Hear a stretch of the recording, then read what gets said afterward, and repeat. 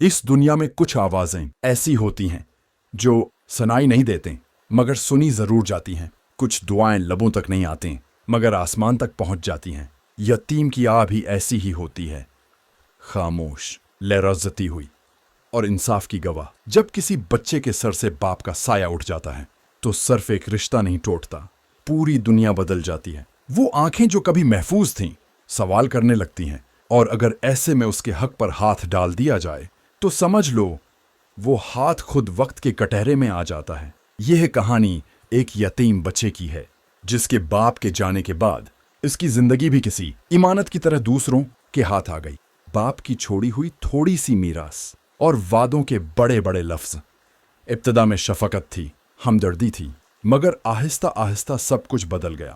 روٹی کم ہوتی گئی، ایس ٹام چھوئے ڈسکی ٹام دا پوم، اور کپڑے پرانے ہوتے گئے اور خواب خاموش۔ وہ بچہ سوال نہیں کرتا تھا، بس رات کو ماں کے پہلوں میں دبک کر آسمان کی طرف دیکھتا اور خاموش رہتا۔ شاید وہ جانتا تھا کچھ باتیں زبان سے نہیں دل سے کہی جاتی ہیں۔ چچا کے گھر میں وہ یتیم ایک بوجھ بن چکا تھا۔ معمولی سی غلطی اور ڈانٹ، پڑھائی میں پیچھے رہ جائے تو طنز۔ ماں چاہتی تھی بولے مگر ڈرتی تھی کہیں یہ آخری سہارا بھی نہ چھن جائے، اور بچہ وہ بس دل ہی دل میں کہتا یا اللہ تو دیکھ رہا ہے۔ وقت گزرا، آسائشیں بڑھیں، کاروبار چمکا، نام اور عزت بڑھی، اور دل میں یہ گمان بیٹھ گیا کہ سب کچھ اپنی ہوشیاری سے ملا ہے۔ یتیم کا حق اب اسے اپنا حق لگنے لگا، مگر وہ یہ بھول گیا تھا دنیا کا حساب وقتی ہوتا ہے، اصل حساب وقت خود لیتا۔ پھر ایک دن حالات بدلنے لگے، کاروبار لڑکھڑایا، دوست پیچھے ہٹے، قرض بڑھا اور عزت گھٹنے لگی۔ وہی دروازے جن پر کبھی اس کی دستک تھی آج بند تھے۔ وہ خاموشی جو کبھی یتیم کا مقدر تھی اب اس کے حصے میں آ گئی۔ ادھر وہ یتیم بچہ صبر کے ساتھ آگے بڑھتا رہا۔ اس نے محنت کو تھاما، یقین کو مضبوط کیا اور دعا کو اپنا سہارا بنایا۔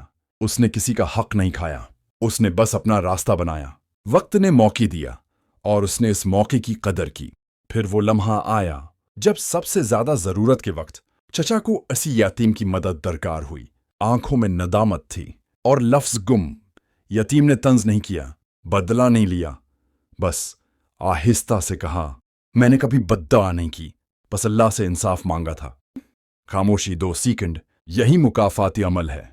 بدلہ ہمیشہ شور نہیں مچاتا، اکثر خاموشی سے آتا ہے۔